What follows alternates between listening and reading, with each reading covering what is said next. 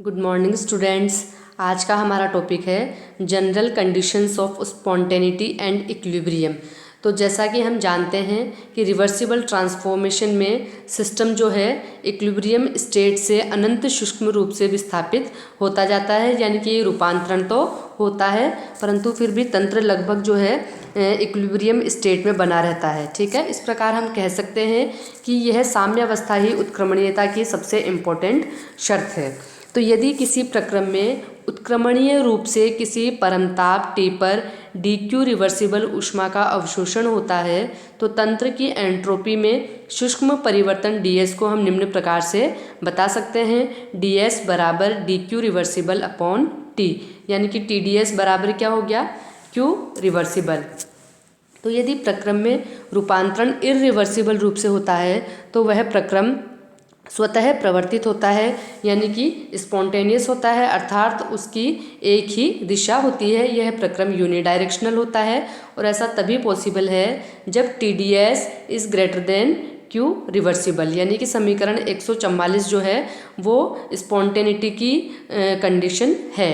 यानी कि समीकरण 143 और 144 का जब हम कॉम्बिनेशन करते हैं तो समीकरण 145 प्राप्त होती है, जो क्या है, TdS इज़ ग्रेटर देन और इक्वल टू Q रिवर्सिबल। तो यहाँ जो बराबर का चिन्ह है वो ऊष्मा के उत्क्रमणीय अवशोषण यानी कि उत्क्रमणीय रूपांतरण तथा जो असमानता का चिन्ह है वो ऊष्मा के अनुत्क्रमणीय अवशोषण यानी कि प्रोसेस के इरिवर्सिबल ट्रांसफॉर्मेशन को प्रदर्शित करता है। ठीक है, तो इस प्रकार समीकरण 145 में असमानता जो है वो स्पॉन्टेनिटी और जो समानता है वो इक्विलिब्रियम स्टेट की कंडीशंस है। ठीक है, अब है ऊष्मागतिकी के प्रथम नियम के अनुसार, यानी कि DE बराबर Q माइनस W, यानी कि Q बराबर क्या हो गया, change in internal energy plus work done. यानी कि समीकरण 145 और 146 के द्वारा जब हम मान रखेंगे तो समीकरण क्या प्राप्त होगी, आपके TdS इज़ ग्रेटर देन और equal to DE plus W। अब यहाँ हम करेंगे पक्षांतरण, तो TdS minus DE minus W is greater than और इक्वल टू 0। जो कि हम जानते हैं W बराबर क्या होता है, PdV होता है, इसलिए TdS minus DE minus PdV is greater than और इक्वल टू 0। ठीक है, तो समीकरण 148 जो है वो रूपांतरण की साम्यावस्था और जो आपके असमानता वाला चिन्ह है वो स्पॉन्टेनिटी की कंडीशंस को डिटरमाइन करता है। और यहाँ पर DS, DE, DV और जो W है वो ट्रांसफॉर्मेशन में होने वाले entropy change, internal energy change और वॉल्यूम में चेंज तथा किए गए कार्य है। ठीक है, अब है आपके कंडीशंस ऑफ थर्मल इक्विलिब्रियम, यानी कि तापीय साम्य की शर्तें। ठीक है, तो किसी तंत्र की वह अवस्था जबकि तंत्र के प्रत्येक भाग का ताप समान हो तो उसे हम बोलते हैं तंत्र की तापीय साम्यावस्था, या हम बोलेंगे थर्मल इक्विलिब्रियम स्टेट। तो तापीय साम्यावस्था की शर्तें निर्धारित करने के लिए हम एक आइसोलेटेड सिस्टम पर विचार करते हैं। तो आइसोलेटेड सिस्टम ऐसा सिस्टम होता है जो कि सराउंडिंग से न तो ऊर्जा का और न ही मैटर का एक्सचेंज करता है, यानी कि इस सिस्टम के द्वारा किया गया कार्य और ऊर्जा दोनों ही जो है अपरिवर्तित रहते हैं, यानी कि change in internal energy equal to 0 and work done PdV बराबर 0, यानी कि दाब आयतन कार्य का मान भी क्या रहता है आइसोलेटेड सिस्टम के लिए, 0। तो ये दोनों मान अब हम समीकरण 148 में रिप्लेस करेंगे तो TdS की वैल्यू क्या आ जाएगी, TdS इज़ ग्रेटर देन और इक्वल टू 0, यानी कि हम बोले delta S is greater than और इक्वल टू 0। यानी कि समीकरण 149 से स्पष्ट है कि आइसोलेटेड सिस्टम की एंट्रोपी हमेशा बढ़ती रहती है और इक्विलिब्रियम स्टेट पर ये मैक्सिमम हो जाती है। ठीक है, तो ये सिद्ध करने के लिए कि विलगित तंत्र के प्रत्येक भाग में ताप का मान समान रहता है, इस तंत्र को हम दो भागों में डिवाइड कर लेते हैं। एक भाग से दूसरे भाग में माना कि Q रिवर्सिबल ऊष्मा प्रवाहित होती है। ठीक है, तो यदि DS1 तथा DS2 भाग 1 एवं भाग 2 में क्रमशः एंट्रोपी चेंज और T1 और T2 इन भागों के टेम्परेचर हो तो समीकरण 143 से हम जानते हैं कि T1 DS1 बराबर क्या हो जाएगा, माइनस क्यू रिवर्सिबल, यानी कि प्रथम भाग से ऊष्मा निकल रही है। तो इस समीकरण को हम रीअरेंज करके कैसे लिखेंगे, DS1 बराबर minus Q reversible upon T1। इसी प्रकार से T2 DS2 बराबर क्या हो गया, प्लस क्यू रिवर्सिबल, यानी कि DS2 बराबर क्या हो गया आपके क्यू रिवर्सिबल अपॉन T2, यानी कि दूसरे भाग द्वारा ऊष्मा अवशोषित हो रही है। ठीक है, यानी कि T1 is greater than T2। तो एंट्रोपी में कुल चेंज क्या होगा, चूंकि हम जानते हैं कि एंट्रोपी जो है वो एक पॉजिटिव वैल्यू होती है, तो DS बराबर DS1 प्लस DS2, यानी कि DS बराबर minus Q reversible upon T1 plus Q reversible upon T2। ठीक है, यानी कि DS बराबर क्यू रिवर्सिबल यहाँ पे कॉमन आ जाएगा, तो क्या मान आएगा ब्रैकेट में -1/T1 प्लस 1/T2, जिसे हम रीअरेंज करके कैसे लिख सकते हैं, DS बराबर 1/T2 minus 1/T1 Q reversible. ठीक है, तो यदि ऊष्मा का प्रवाह जो है वह स्वतः है, यानी कि नेचुरल है, स्पॉन्टेनियस है, तो समीकरण 149 के अनुसार DS इज ग्रेटर देन 0 होना चाहिए। ठीक है, यानी कि 1/T2 minus 1/T1 Q reversible is greater than 0 होना चाहिए, यानी कि 1/T2 minus 1/T1 is greater than 0।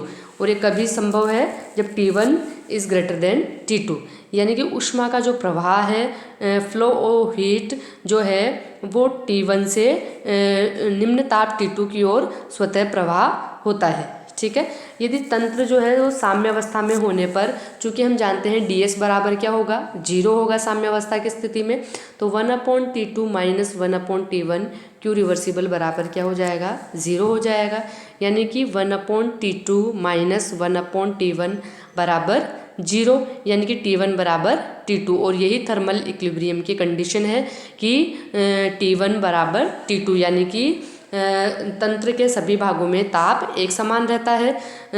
ठीक है, यानी कि कोई तंत्र जो है यदि वो थर्मल इक्विलिब्रियम में होता है तो उसके सभी पोर्शन में टेम्परेचर वैल्यू एक जैसी रहती है। ठीक है, अब है अपने नेक्स्ट टॉपिक हेल्महोल्ट्ज़ एनर्जी, यानी कि स्थिर ताप पर तंत्र का रूपांतरण। तो यदि किसी तंत्र की अवस्था में स्थिर ताप पर रूपांतरण किया जाता है तो TDS बराबर क्या हो गया, DTS। तो समीकरण 147 को हम निम्न प्रकार से लिखेंगे कि -DE minus W plus DTS is greater than और इक्वल टू 0, यानी कि समीकरण 145 में समीकरण 147 में हमने TDS की जगह क्या रखा, DTS। ठीक है, यानी कि -DE plus DTS is greater than और इक्वल टू W, यानी कि -D यहाँ पे कॉमन निकाल लिया, तो ब्रैकेट में आ गया आपके E minus TS is greater than और इक्वल टू W। यहाँ पर E, T तथा S जो है वो है internal energy, temperature and entropy. तो इन वेरिएबल के कॉम्बिनेशन से, यानी कि E माइनस TS से एक नया अपन को यहाँ पर वेरिएबल प्राप्त होता है।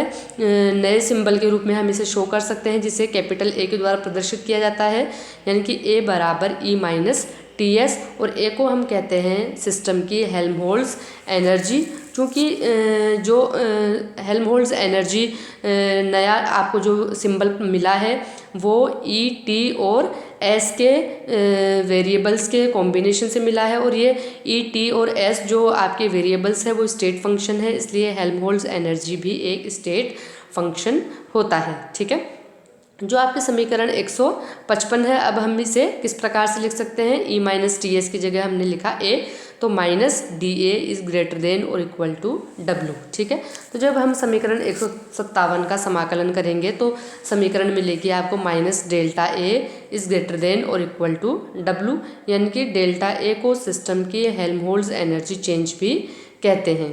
तो समीकरण 158 से ये स्पष्ट है कि समतापी रूपांतरण में, यानी कि आइसोथर्मल ट्रांसफॉर्मेशन में तंत्र के द्वारा किया गया कार्य जो है वो हेल्महोल्ट्ज़ ऊर्जा में कमी के बराबर अथवा उससे कम होता है। ठीक है, अब है आपके significance of Helmholtz energy A।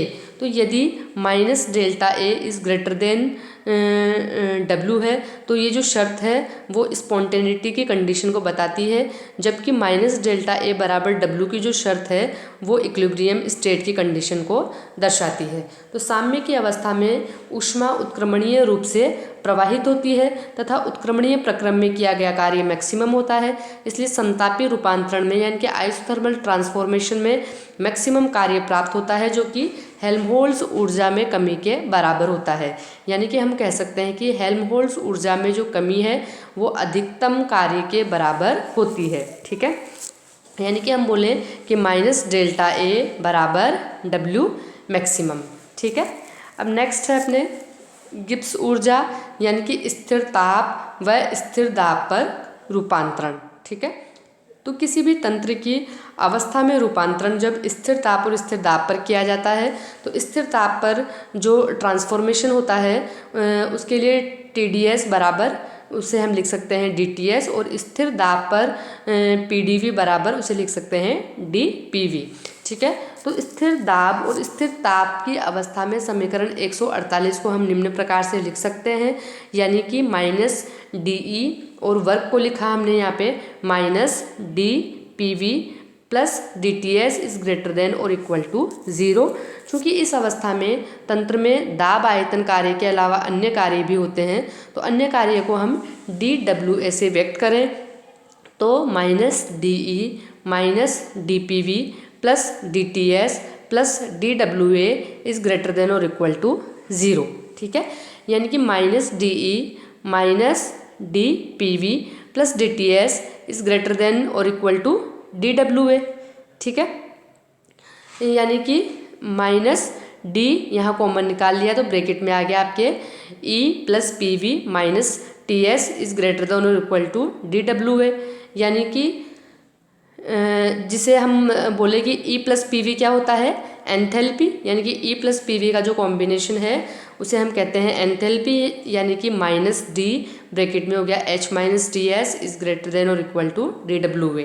ठीक है, तो वेरिएबल का जो ये कॉम्बिनेशन है यानी कि E plus PV minus TS, या हम बोले H माइनस TS को एक नए सिंबल जिसे G के द्वारा प्रदर्शित किया जाता है हम प्रदर्शित कर सकते हैं, यानी कि G बराबर क्या हो गया आपके E plus PV minus TS या H माइनस TS या A प्लस PV। ठीक है, तो G को सिस्टम की गिब्स एनर्जी या फ्री एनर्जी कहते हैं, और G जिन वेरिएबल के कॉम्बिनेशन से बनता है वे सारे के सारे स्टेट फंक्शंस है, इसलिए हम बोलेंगे कि G भी एक स्टेट फंक्शन होगा।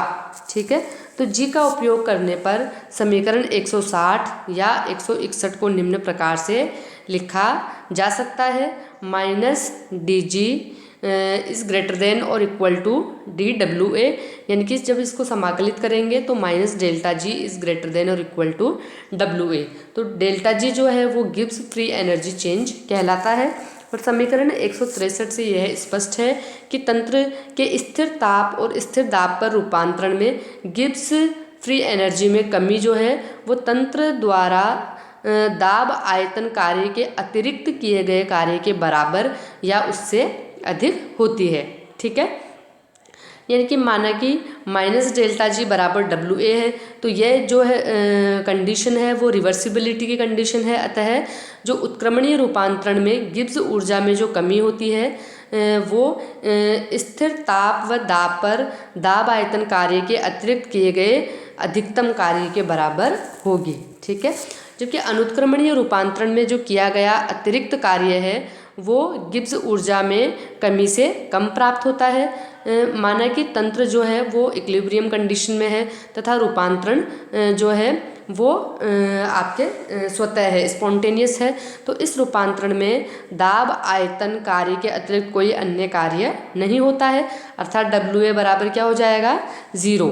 और ये कब होगा, जब सिस्टम इक्विलिब्रियम स्टेट में है और वहाँ पर जो ट्रांसफॉर्मेशन हो रहा है वो स्पॉन्टेनियस हो रहा है। तो समीकरण 163 क्या रूप ले लेगी, minus delta G is greater than और इक्वल टू 0, या हम बोलें कि DG at the constant temperature and pressure is less than और इक्वल टू 0। ठीक है, और फाइनाइट चेंज के लिए delta G at the constant temperature and pressure is less than और इक्वल टू 0। ठीक है, तो साम्यावस्था की स्थिति में समीकरण 164 के द्वारा माइनस डेल्टा जी बराबर 0, और यही जो है वो स्पॉन्टेनिटी की कंडीशन में क्या हो जाएगा, आपके minus delta G is greater than to 0, यानी कि इक्विलिब्रियम स्टेट में है जब आपके प्रोसेस, तब माइनस डेल्टा जी बराबर 0, एंड जब आपके स्पॉन्टेनियस है प्रोसेस, तब minus delta G is greater then 0 होगा, या हम बोले कि delta G is less than 0 होगा। तो इस प्रकार हम देखते हैं कि ऊष्मागतिक प्रक्रिया की साम्यावस्था तथा स्वतः प्रवर्तिता यानी कि इक्विलिब्रियम स्टेट एंड स्पॉन्टेनिटी को डिटरमाइन करने में गिब्स फ्री एनर्जी का बहुत इंपॉर्टेंट रोल होता है। ठीक है, तो एक रासायनिक अभिक्रिया के रेफरेंस में यदि हम देखें तो यदि डेल्टा जी अगर नेगेटिव है किसी भी केमिकल रिएक्शन के लिए, तो वो जो रिएक्शन है वो स्वतः प्रवर्तित होगी, स्पॉन्टेनियस होगी, यानी कि नेचुरल उसमें चेंज देखने को मिलेगा। ठीक है, फिर दूसरा है यदि आपकी डेल्टा जी इक्वल टू 0 है तो ये अभिक्रिया जो है वो इक्विलिब्रियम स्टेट में होगी, यानी कि जो परिवर्तन है वो साम्य में होगा, साम्य में होगा। फिर तीसरा है आपके यदि डेल्टा जी धनात्मक है तो क्या होगा कि डेल्टा जी अगर आपके धनात्मक है तो अभिक्रिया स्वतः प्रवर्तित नहीं होगी, अर्थात जो प्रक्रम है वो नॉन स्पॉन्टेनियस होगा, और हम बोले कि अपोजिट डायरेक्शन में अभिक्रिया स्वतः होगी। ठीक है, तो उपयुक्त 3 बिंदुओं के आधार पर गिब्स ऊर्जा परिवर्तन को किसी तंत्र अथवा रासायनिक अभिक्रिया की स्वतः प्रवर्तिता तथा साम्यावस्था के लिए हम आधार बना सकते हैं। ठीक है।